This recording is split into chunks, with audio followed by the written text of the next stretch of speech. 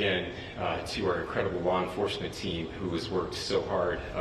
Sheriff, I got a solid 90 minutes last night, so I'm probably the most well-rested person up here. Ladies and gentlemen, I get the microphone, so I hope you'll permit me a moment just to share a few more thoughts about where we are and how we got here, and maybe a little bit of where we go from here. I don't want to get too preachy, but I think it's important that we, with eyes wide open, understand what's happening in our country today. I've heard people say, well, why are we so invested in this? There's violence happening all across our country, and violence is tragic everywhere, and every life taken is a child of God who deserves our love and respect and dignity. This is certainly about the tragic death, political assassination of Charlie Kirk. But it is also much bigger than an attack on an individual. It is an attack on all of us. It is an attack on the American experiment. It is an attack on our ideals. This cuts to the very foundation of who we are, of who we have been, and who we could be in better times. Political violence is different than any other type of violence for lots of different reasons. One, because in the very act that Charlie championed of expression, that freedom of expression that is enshrined in our founding documents, in having his life taken in that very act, makes it more difficult for people to feel like they can share their ideas, that they can speak freely. We will never be able to solve all the other problems, including the violence problems that people are worried about, if we can't have a clash of ideas safely and securely. Especially those ideas with which you disagree. That's why this matters so much. Over the last 48 hours, I have been as angry as I have ever been, as sad as I have ever been. And it was, as anger pushed me to the brink, it was actually Charlie's words that pulled me back. I'd like to share some of those. And specifically right now, if I could, I need to talk to the young people in our state, in my state, and all across the country. As President Trump reminded me, he said, you know who really loved Charlie? The youths. And he's right. Young people loved Charlie, and young people hated Charlie.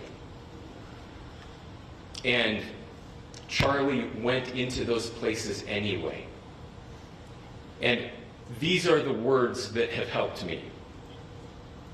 Charlie said, when people stop talking, that's when you get violence. He said, the weak can never forgive. Forgiveness is the attribute of the strong. The only way out of the labyrinth of suffering is to forgive. Welcome without judgment, love without condition, forgive without limit.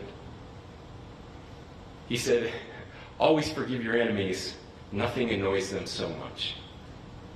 A few months ago, I referenced this last night, Charlie posted to social media, when things are moving very fast and people are losing their minds, it's important to stay grounded. Turn off your phone, read scripture, spend time with friends, and remember, internet fury is not real life. It's going to be okay.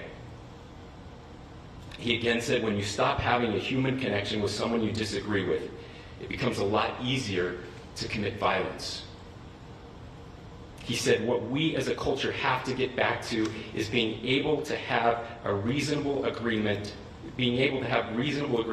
where violence is not an option. Now, again, to my young friends out there, you are inheriting a country where politics feels like rage. It feels like rage is the only option. But through those words, we have a reminder that we can choose a different path.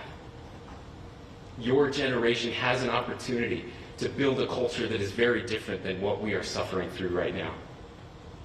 Not by pretending differences don't matter, but by embracing our differences and having those hard conversations.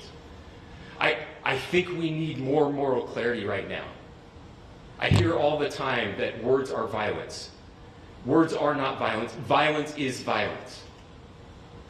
And there is one person responsible for what happened here. And that person is now in custody and will be charged soon and will be held accountable. And yet, all of us have an opportunity right now to do something different. I want to thank my fellow Utahns. This bad stuff happens. For 33 hours, I was praying that if this had to happen here, that it wouldn't be one of us. That somebody drove from another state, somebody came from another country. Sadly, that prayer was not answered the way I hoped for. Just because I thought it would make it easier on us if we could just say, hey, we don't do that here. And indeed, Utah is a special place.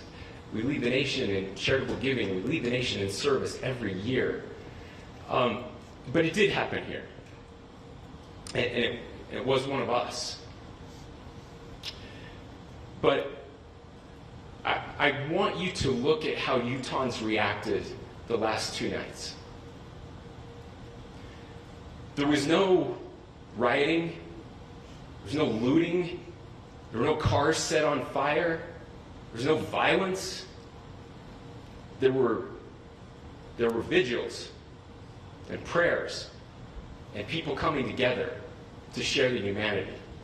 And that, ladies and gentlemen, I believe is the answer to this. We can return violence with violence. We can return hate with hate. And that's the problem with political violence, is it metastasizes. Because we can always point the finger at the other side. And at some point, we have to find an off-ramp, or it's going to get much, much worse. But see, these are choices that we can make. History will dictate if this is a turning point for our country. But every single one of us gets to choose right now if this is a turning point for us. We get to make decisions. We have our agency. And I desperately call on every American, Republican, Democrat, liberal, progressive, conservative, MAGA, all of us to please, please, please follow what Charlie taught me. I'll just conclude with words I share often from a friend and author, Yuval Levin, who was asked if he was optimistic about our country. And he said, I'm not optimistic. He said, I hate optimism. God, that sounds bad. But he said, optimism is a vice. It's this idea that good things are just going to happen. And he said, in the history of the world, good things have never just happened. He says, I'm not optimistic, but I am hopeful. And hope is the virtue that sits between the vices of optimism and pessimism. Hope is the idea that good things are going to happen because we can make them so. I still believe in our country. And I know Charlie Kirk believed in our country. I still believe that there is more good among us than evil. And I still believe that we can change the course of history. I'm hopeful because Americans can make it so. Ladies and gentlemen, we're happy to answer any questions you have. Governor, can you please speak to whether the suspect is speaking with authorities and his demeanor, Tyler Robinson, when he turned himself in? I cannot speak to that. Governor, how do you interpret his motivation? Governor, how do you interpret the engravings on the casing? Well, I will leave that up to you to interpret what those engravings mean. I think the clearest one that says "catch fascist," there's not, and by the way, that's like catch like a ball, catch this. I think that speaks for itself. Governor, So you talked about this level of hatred that this person expressed at a dinner. Beyond that, is there anything in your view that you've discovered that may have radicalized or changed him to prompt him to commit such a horrific act? There's nothing more that we can share at this time. Governor, you indicated that he had been communicating with a friend on Discord about the gun. Do you anticipate any more arrests? We do not at this time have any information that would lead to any additional arrests. Do you believe he acted alone? Yes. But the investigation is ongoing. Can you tell more about the family, what they had to say about the suspect? How he came into custody of police and where he is right now, Mr. Robinson? Yes, so right now, Mr. Robinson has been booked into the Utah County Jail.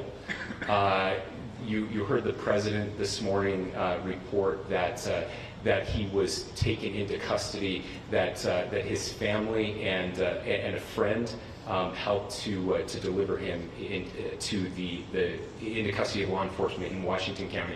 Those of you that don't know where Washington County is, it is the southwesternmost part of the state of Utah. It's about a 3.5 to 4 hour drive from here, where we are right now, and that's where he lived and where they turned him. Is he talking More about about what the family is saying about Tyler Robinson. I can't share any more than what I've already Is shared. he talking Governor, with do you have authorities? details on how he got back to Washington County and how the gun was obtained? So, how we obtained the gun? The gun was found. No, how the was found shooter at- obtained the gun and how the shooter then was able to get back to Washington. So I don't have much more details on that.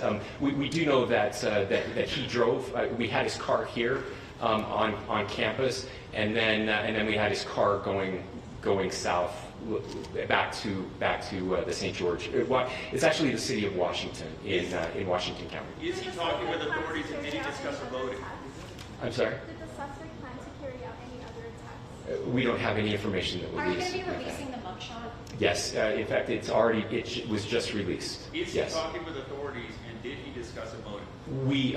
I can't answer that right now. Can you clarify? You've Okay. spoken very eloquently about trying to reunite this country. Do you feel that this is a watershed in American history? I absolutely believe that this is a watershed in American history, yes. The question is what kind of watershed? And that chapter remains to be written. Is this the end of a dark chapter in our history or the beginning of a darker chapter in our history? Look, I mean, if you look at true political assassinations in this country of someone of this stature, this feels a lot like the late 60s. And having one so gruesomely displayed on camera in all of our hands and in all of our pockets, we are not wired as human beings biologically, historically. We have not evolved in a way that we are capable of processing those types of violent imagery. And by the way, we've seen another one with a gruesome stabbing very recently that went viral.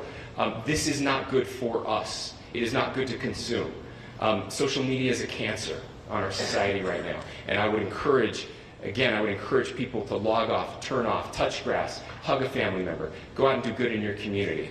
That is happening, and it's happening organically right now. I had a friend in a small city in Utah who said, we're getting together, the Republicans and Democrats in my little town are getting together to have a discussion last night, just to find a way to find their better angels. So yes, this could be, I mean, again, you have to go back to JFK to have seen a video live of something like this happening.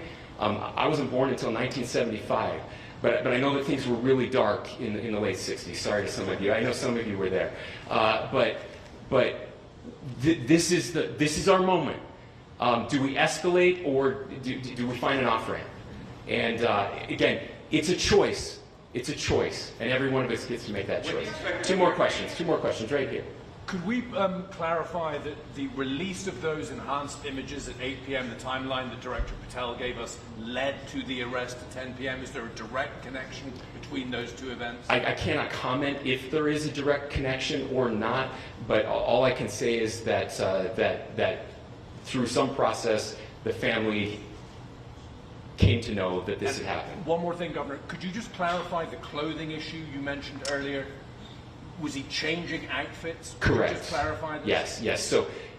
So when he's first spotted on campus, he has different clothing on, and then he changes clothing on the roof, and then changed back into that clothing at some point, so that when he was apprehended, when he was arrested, the clothing matched the clothing he had on before the shooting here at UVU. Last question here. You said that the suspect was from Utah. Can you kind of tell us a little bit more about where, and was he a student here at this university, and is there any history of mental illness? Yeah. So I don't have any information on the mental illness part. He was not a student here at UVU.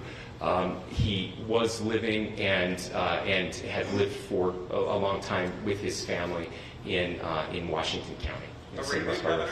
Thank you, everyone, for your great work in getting this information out.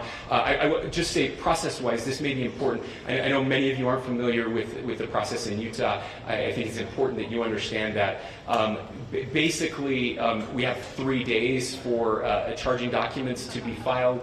A CI will be filed. We'll have more information then, more detailed information as those charging documents are filed in preparation for a preliminary hearing. So 3 days. So we would anticipate then that early next week those charging documents will be filed. We will obviously be working. The county attorney will be working very closely with Mr. Kirk's family as those documents and decisions are prepared and made. Thanks, everyone.